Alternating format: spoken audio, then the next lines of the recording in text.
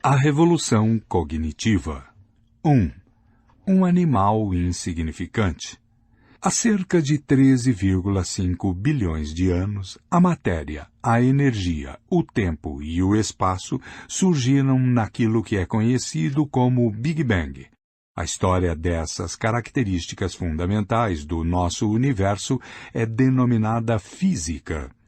Por volta de 300 mil anos após seu surgimento, a matéria e a energia começaram a se aglutinar em estruturas complexas chamadas átomos, que então se combinaram em moléculas. A história dos átomos, das moléculas e de suas interações é denominada química. Há cerca de 3,8 bilhões de anos, em um planeta chamado Terra, certas moléculas se combinaram para formar estruturas particularmente grandes e complexas chamadas organismos. A história dos organismos é denominada biologia. Há cerca de 70 mil anos, os organismos pertencentes à espécie Homo sapiens começaram a formar estruturas ainda mais elaboradas, chamadas culturas. O desenvolvimento subsequente dessas culturas humanas é denominado história. 3 importantes revoluções definiram o curso da história. A Revolução Cognitiva deu início à história há cerca de 70 mil anos. A Revolução Agrícola a acelerou por volta de 12 mil anos atrás.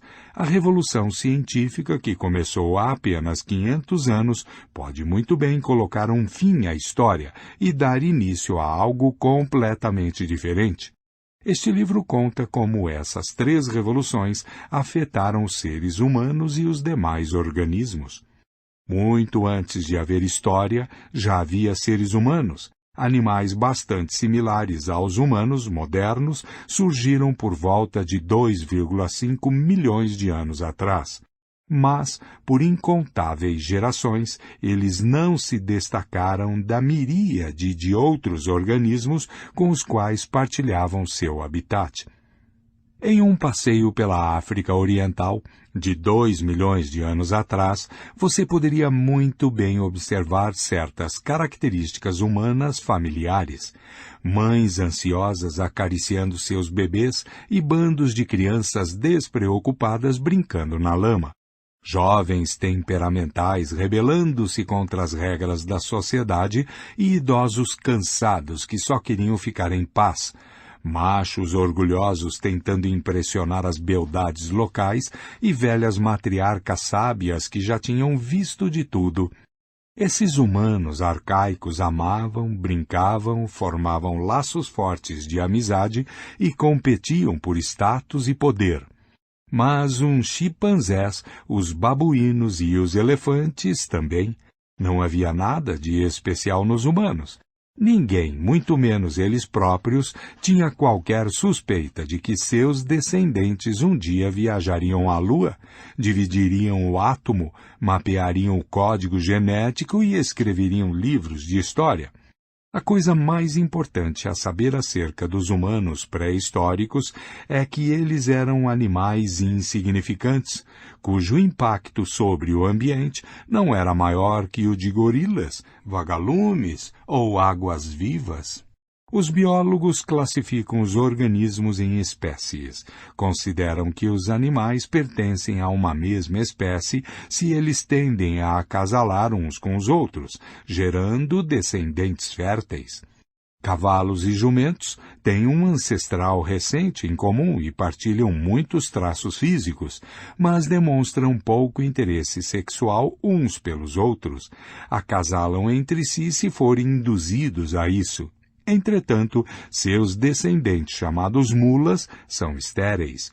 Mutações no DNA dos jumentos podem nunca ter passado para os cavalos e vice-versa. Os 2 tipos de animais são consequentemente considerados 2 espécies diferentes, trilhando caminhos evolucionários distintos. Já um bulldog e um spaniel podem muito ser diferentes em aparência, mas são membros da mesma espécie, partilhando a mesma informação de DNA. Acasalam entre si alegremente, e seus filhotes, ao crescer, cruzam com outros cachorros e geram mais filhotes. As espécies que evoluíram de um mesmo ancestral são agrupadas em um gênero. Leões, tigres, leopardos e jaguares são espécies diferentes do gênero Panthera. Os biólogos nomeiam os organismos com um nome duplo latino, o gênero seguido da espécie. Os leões, por exemplo, são chamados Panthera leo, a espécie leo do gênero Panthera. Ao que tudo indica, todos os que estão lendo este livro são Homo sapiens, a espécie sapiens, sábia, do gênero Homo, homem. Os gêneros, por sua vez, são agrupados em famílias, como a dos felídeos, leões, guepardos, gatos domésticos, a dos canídeos, lobos, raposas, chacais, e a dos elefantídeos, elefantes, mamutes, mastodontes. Todos os membros de uma família remontam ao mesmo patriarca ou matriarca original. Todos os gatos, por exemplo, dos menores gatos domésticos ao leão mais feroz, têm em comum um ancestral felídeo que viveu há cerca de 25 milhões de anos. O Homo sapiens também pertence a uma família. Esse fato banal costumava ser um dos segredos mais bem guardados da história. Durante muito tempo, o Homo sapiens preferiu conceber a si mesmo como separado dos animais, um órfão destituído de família, carente de primos ou irmãos, e o que é mais importante, sem pai nem mãe. Mas isso simplesmente não é verdade. Gostemos ou não, somos membros de uma família grande e particularmente ruidosa chamada grandes primatas. Nossos parentes vivos mais próximos incluem os chimpanzés, os gorilas e os orangotangos. Os chimpanzés são os mais próximos. Há apenas 6 milhões de anos, uma mesma fêmea primata teve 2 filhas. Uma delas se tornou a ancestral de todos os chimpanzés.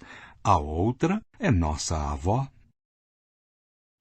Esqueleto no armário. O Homo sapiens guardou um segredo ainda mais perturbador. Não só temos inúmeros primos não civilizados, como um dia também tivemos irmãos e irmãs. Costumamos pensar em nós mesmos como os únicos humanos, pois, nos últimos 10 mil anos, nossa espécie de fato foi a única espécie humana a existir. O verdadeiro significado da palavra humano é animal pertencente ao gênero Homo. E antes, havia várias outras espécies desse gênero, além do Homo sapiens. Além disso, conforme veremos no último capítulo deste livro, num futuro não muito distante, possivelmente teremos de enfrentar humanos não sapiens. Para melhor explicar este ponto, usarei o termo sapiens para designar membros da espécie Homo sapiens, ao passo que reservarei o termo humano para me referir a todos os membros do gênero Homo. Os humanos surgiram na África Oriental há cerca de 2,5 milhões de anos, a partir de um gênero anterior de primatas chamado Australopithecus, que significa macaco do sul.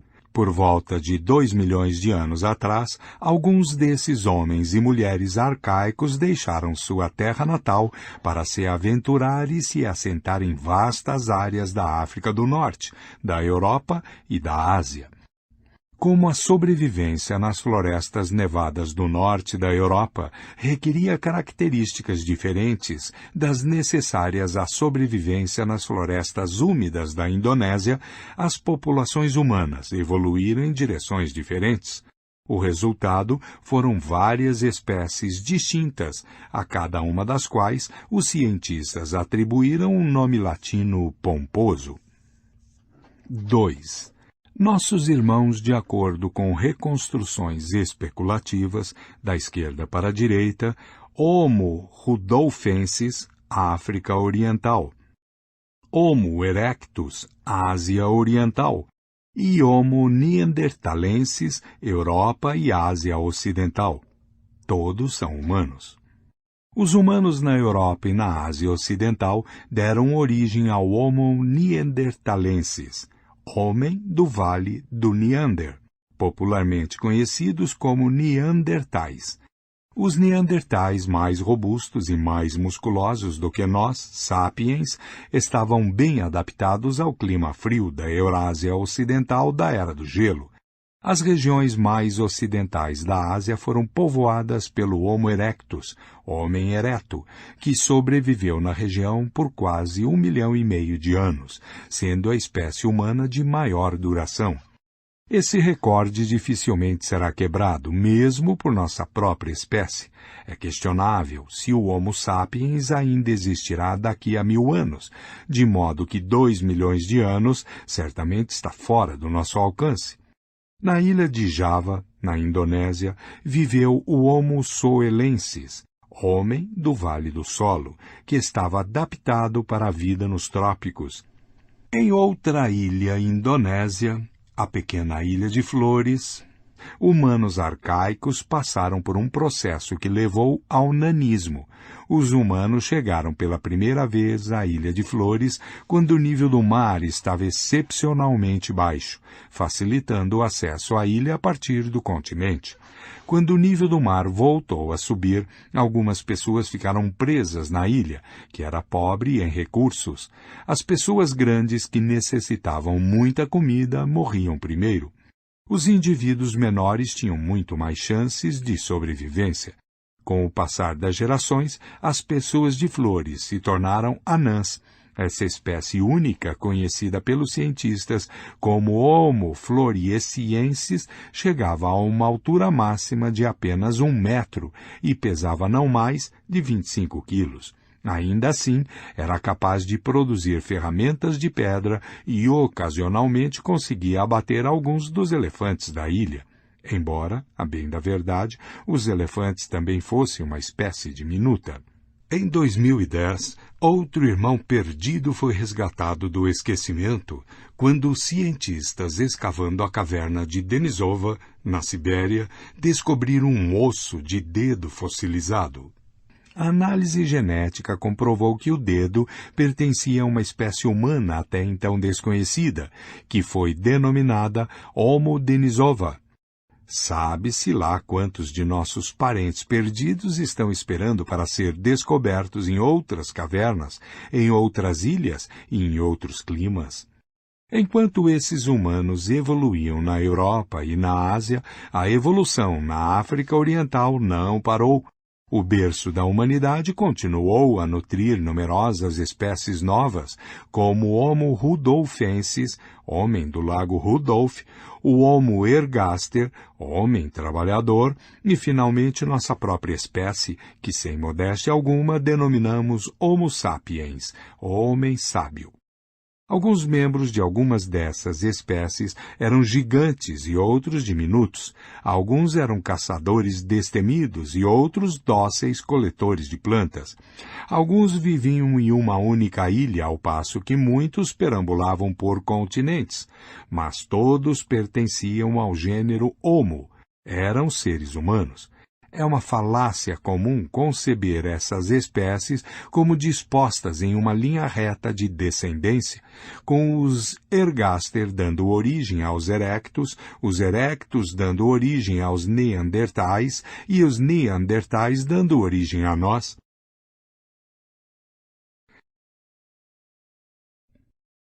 Esse modelo linear dá a impressão equivocada de que, em determinado momento, apenas um tipo de humano habitou a Terra e de que todas as espécies anteriores foram meros modelos mais antigos de nós mesmos. A verdade é que, de aproximadamente 2 milhões de anos a 10 mil anos atrás, o mundo foi habitado por várias espécies humanas ao mesmo tempo. E por que não? Hoje há muitas espécies de raposas, ursos e porcos. O mundo de 100 mil anos atrás foi habitado por pelo menos 6 espécies humanas diferentes. É nossa exclusividade atual e não a multiplicidade de espécies em nosso passado que é peculiar e talvez incriminadora. Como logo veremos, nós, sapiens, temos boas razões para reprimir a lembrança de nossos irmãos. O custo de pensar. Apesar de suas muitas diferenças, todas as espécies humanas têm em comum várias características que as definem. Mais notadamente, os humanos têm o cérebro extraordinariamente grande, em comparação com o de outros animais. Mamíferos pesando 60 quilos têm um cérebro com tamanho médio de 200 centímetros cúbicos. Os primeiros homens e mulheres, há 2,5 milhões de anos, tinham cérebros de cerca de 600 centímetros cúbicos. Sapiens modernos apresentam um cérebro de 1.200 a 1.400 centímetros cúbicos. Os cérebros dos neandertais eram ainda maiores. Que a evolução devesse selecionar cérebros maiores pode nos parecer óbvio. Somos tão apaixonados por nossa inteligência superior que presumimos que, em se tratando de capacidade cerebral, mais deve ser melhor. Mas se fosse assim, a família dos felídeos também teria produzido gatos capazes de fazer cálculos e porcos teriam, a esta altura, lançado seus próprios programas espaciais. Por que cérebros gigantes são tão raros no reino animal? O fato é que um cérebro gigante é extremamente custoso para o corpo. Não é fácil de carregar, sobretudo quando é envolvido por um crânio pesado. É ainda mais difícil de abastecer. No Homo sapiens, o cérebro equivale a 2 ou 3% do peso corporal, mas consome 25% da energia do corpo quando este está em repouso. Em comparação, o cérebro de outros primatas requer apenas 8% de energia em repouso. Os humanos arcaicos pagaram por seu cérebro grande de duas maneiras. Em primeiro lugar, passaram mais tempo em busca de comida. Em segundo lugar, seus músculos atrofiaram. Como um governo desviando dinheiro da defesa para a educação, os humanos desviaram energia do bíceps para os neurônios. Dificilmente pensaríamos que essa é uma boa estratégia para a sobrevivência na savana. Um chimpanzé não pode ganhar uma discussão com um Homo sapiens, mas pode parti-lo ao meio como uma boneca de pano. Hoje, nosso cérebro grande é uma vantagem, porque podemos produzir carros e armas que permitem nos locomovermos mais rápido que os chimpanzés e atirar neles de uma distância segura em vez de enfrentá-los em um combate corpo a corpo. Mas carros e armas são um fenômeno recente.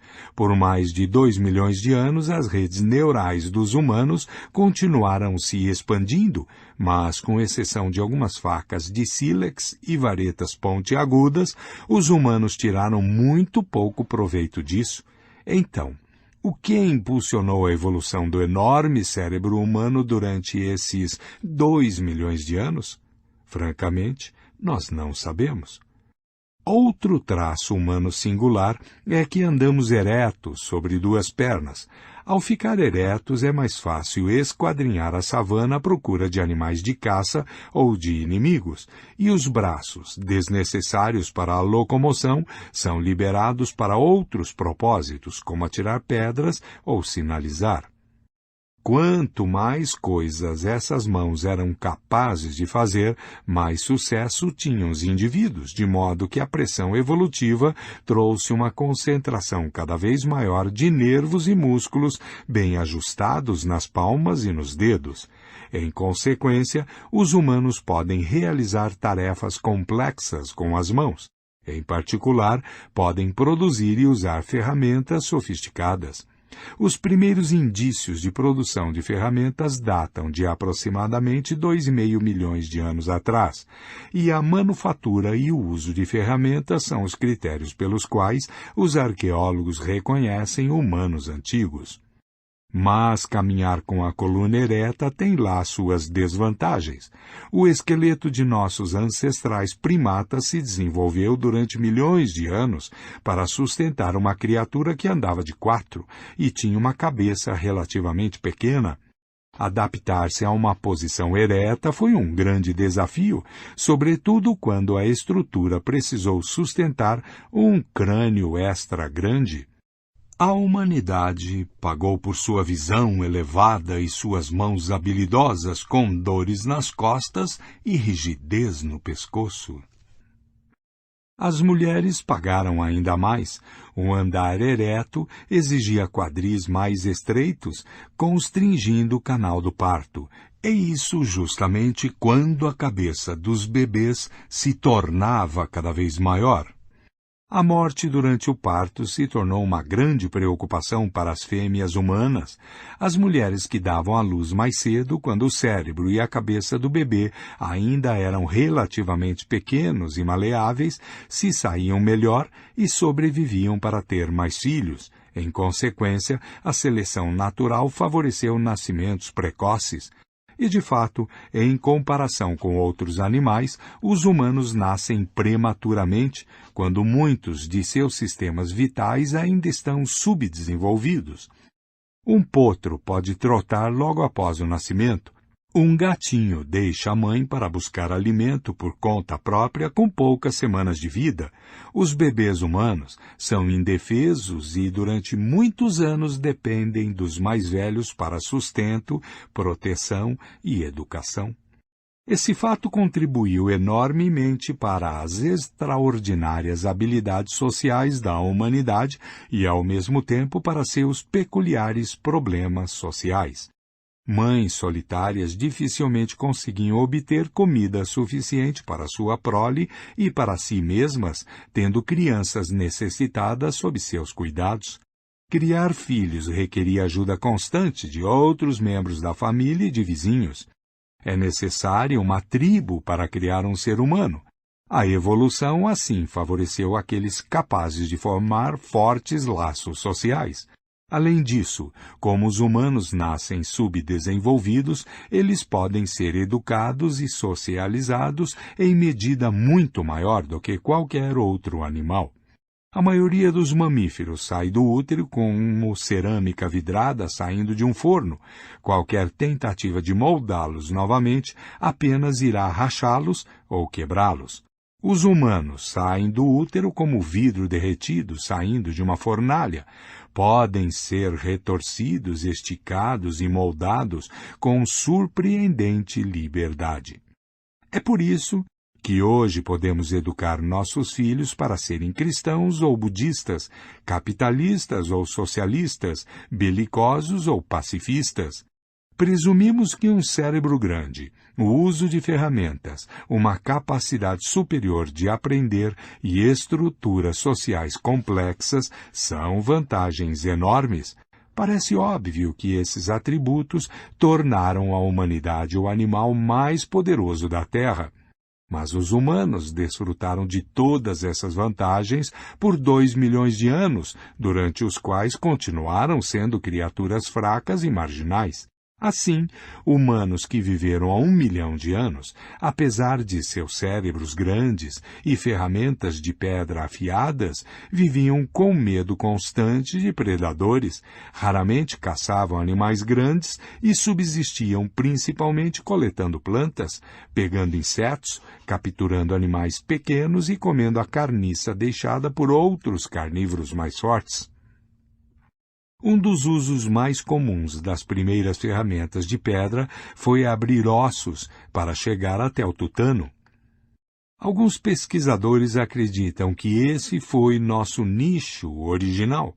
Assim como os pica-paus se especializam em extrair insetos dos troncos das árvores, os primeiros humanos se especializaram em extrair o tutano dos ossos.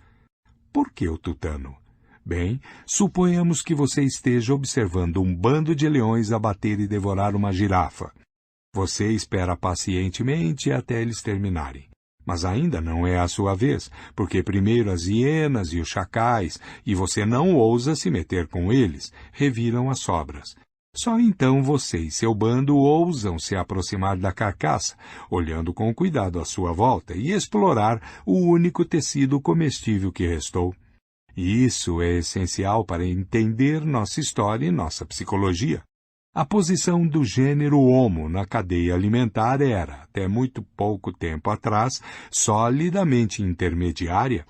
Durante milhões de anos, os humanos caçaram criaturas menores e coletaram o que podiam, ao passo que eram caçados por predadores maiores. Somente há 400 mil anos que várias espécies de homem começaram a caçar animais grandes de maneira regular, e só nos últimos 100 mil anos, com a ascensão do Homo sapiens, esse homem saltou para o topo da cadeia alimentar. Este salto espetacular do meio para o topo teve enormes consequências. Outros animais no topo da pirâmide, como os leões e os tubarões, evoluíram para essa posição gradualmente ao longo de milhões de anos. Isso permitiu que o ecossistema desenvolvesse formas de compensação e equilíbrio que impediam que leões e tubarões causassem destruição em excesso. À medida que os leões se tornavam mais ferozes, a evolução fez as gazelas correrem mais rápido, as hienas cooperarem melhor e os rinocerontes serem mais mal-humorados. Diferentemente, a humanidade ascendeu ao topo tão rapidamente que o ecossistema não teve tempo de se ajustar. Além disso, os próprios humanos não conseguiram se ajustar. A maior parte dos grandes predadores do planeta são criaturas grandiosas. Milhões de anos de supremacia os encheram de confiança em si mesmos. O sapiens, diferentemente, está mais para um ditador de uma república de bananas. Tendo sido até tão pouco tempo atrás um dos oprimidos das savanas, somos tomados por medos e ansiedades quanto à nossa posição, o que nos torna duplamente cruéis e perigosos. Muitas calamidades históricas, de guerras mortais a catástrofes ecológicas, resultaram desse salto apressado.